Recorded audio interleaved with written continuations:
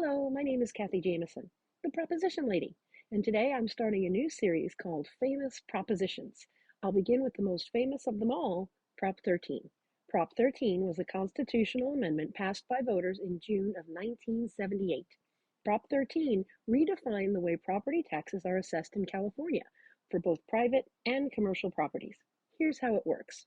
Prop 13 starts by placing a limit on property taxes to 1% of the assessed value of the property. Let's say you bought a house in Cupertino in 2011 for $300,000. Lucky you! You'll pay $3,000 per year in taxes, plus any additional voter-approved property taxes in your area. But for the sake of simplicity, we'll just limit this example to the 1% state maximum. Prop 13 also establishes a base year value for taxation purposes and a cap on the amount taxes can be increased annually. The base year is set when a home is purchased, and annual tax increases are capped at 2%. Let's say that a year later, in 2012, your home is assessed at $330,000, a 10% increase in value.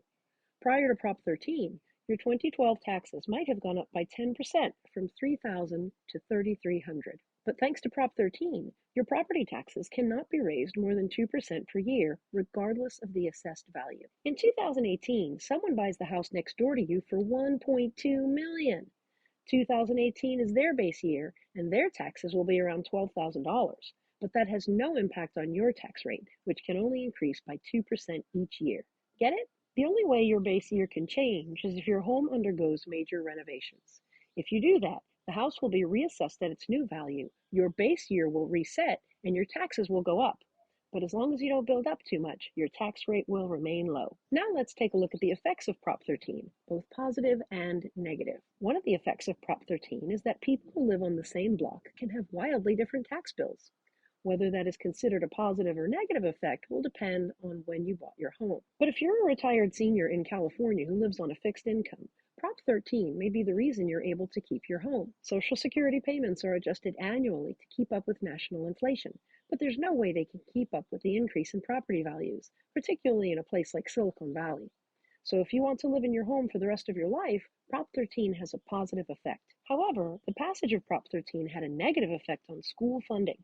When it was passed, it caused an immediate and dramatic drop in property tax revenue. The state stepped in to help, but could not make up the difference. Since the passage of Prop 13, California schools have been near the bottom of almost all metrics that measure education. But Prop 13 didn't just affect education spending.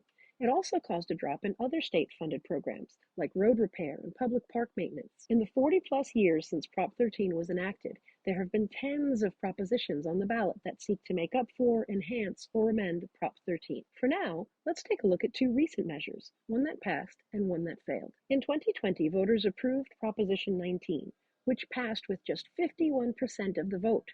There were a few different aspects of the measure, but I'd like to call out a flaw in Prop 13 that Prop 19 has addressed: the ability of seniors to downsize to smaller homes without losing their base tax year.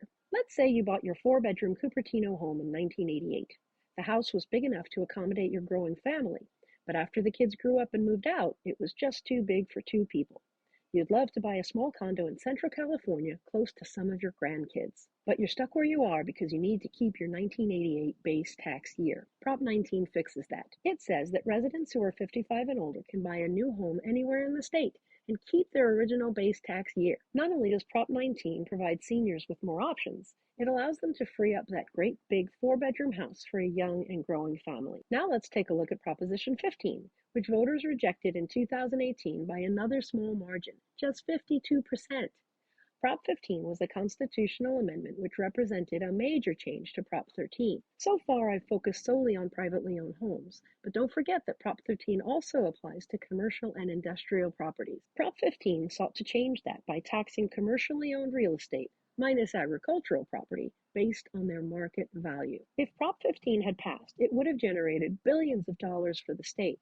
Think about some of the large companies who operate in California, like Warner Brothers, Disney, Chevron, and Apple. Any land they or their landlords have owned since the 1970s has been taxed at the same low rates enjoyed by individual property owners. Critics say that these large, successful companies are getting off easy with a low tax bill, while our schools, highways, and parks are falling apart. That said, many critics of Prop 15 argued that raising tax rates on commercial properties would have hurt small businesses. which is true. Most commercial landlords pass real estate taxes straight through to their tenants via their lease agreement. If Prop 15 had passed, mega corporations like Disney would have been forced to pay what some would call their fair share of taxes. But many small businesses who lease offices from commercial landlords would have been driven out of business by the sudden and steep increase in taxes. This is why organizations like the California Restaurants Association and the California Small Business Association were against the measure. I'm not here to say whether Prop 13 is right or wrong, but I will say that there's no simple way to improve it. I want robust schools and parks, but I also want to know that I'll be able to afford to keep my home for the rest of my life. There may be an answer to Prop 13's downsides, but it's not an easy one. I'm Kathy Jameson, the Proposition Lady, and I appreciate you being here with me today. See you soon, California voters. Bye now.